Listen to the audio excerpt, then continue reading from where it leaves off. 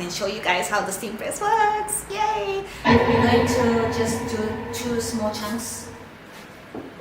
Try to get a reasonable size so that you can feel the weight of the fabric and see how it responds to the fusing.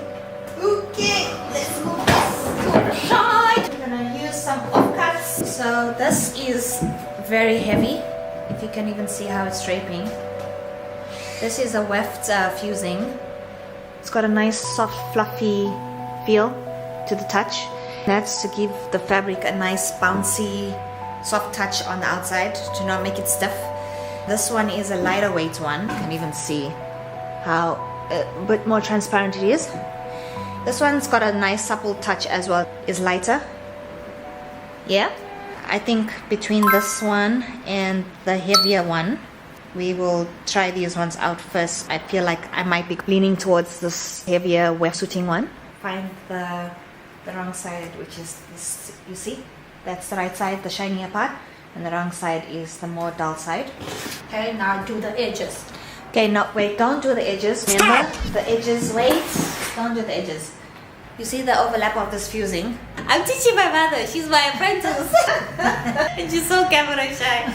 She was about to fuse the fusing onto the ironing board instead of onto the fabric. When she cut the fusing, it's overlapping the fabric. That's going to be a problem when she presses the edges of the fusing onto the fabric.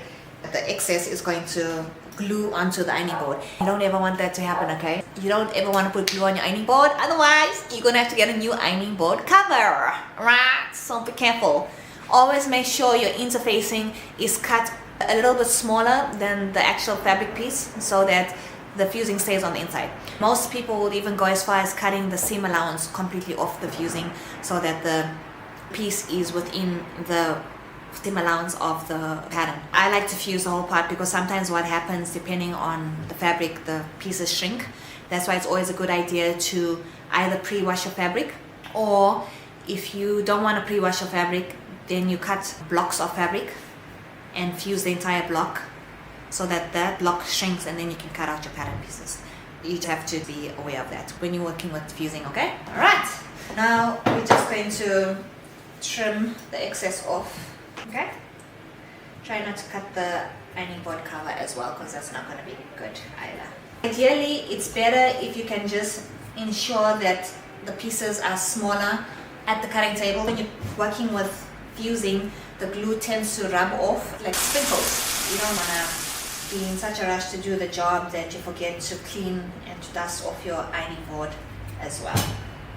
When we are fusing pieces, we always use steam at first because that will help melt the glue. Now we can see the fabric and the interfacing is bonded. I'm actually liking this weight. Feel?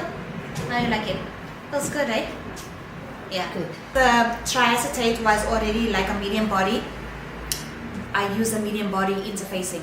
So that's generally the rule. Unless you like the fabric, but the fabric is not the right weight property that you need, then you can go ahead and make it heavier by using a heavier interfacing. That is the rule. This is the second fusing, the one that's normally used for suiting.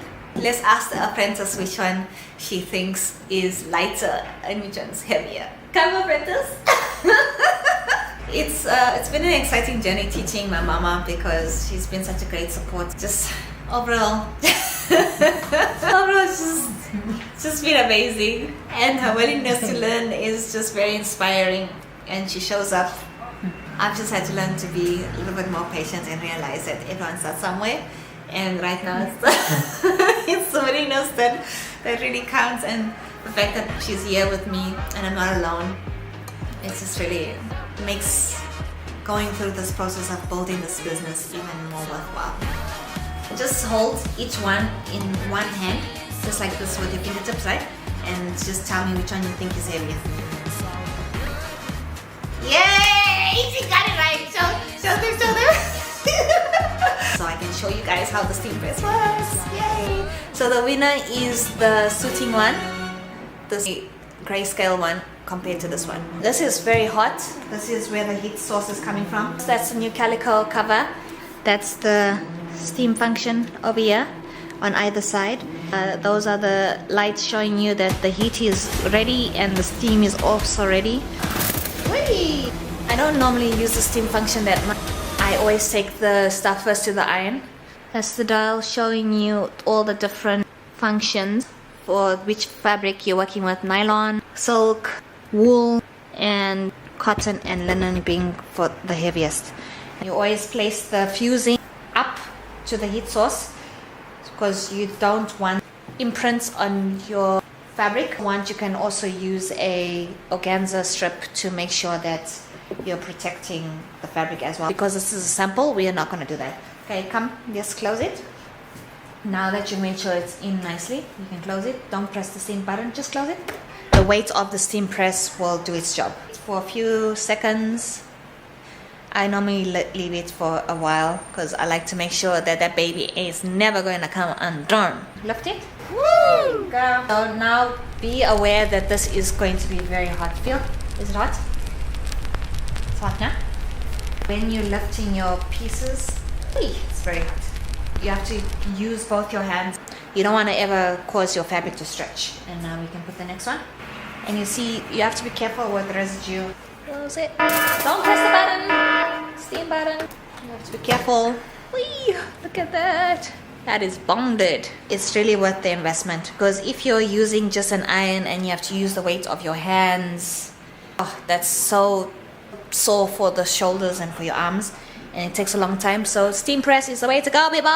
Invest in the right equipment. You will be glad for it. Trust me, you'll be so happy. Lift. We remove and we place it down on the surface immediately so that we don't stretch it. Oh, another thing is when you're done with the steam press, please turn it off, okay?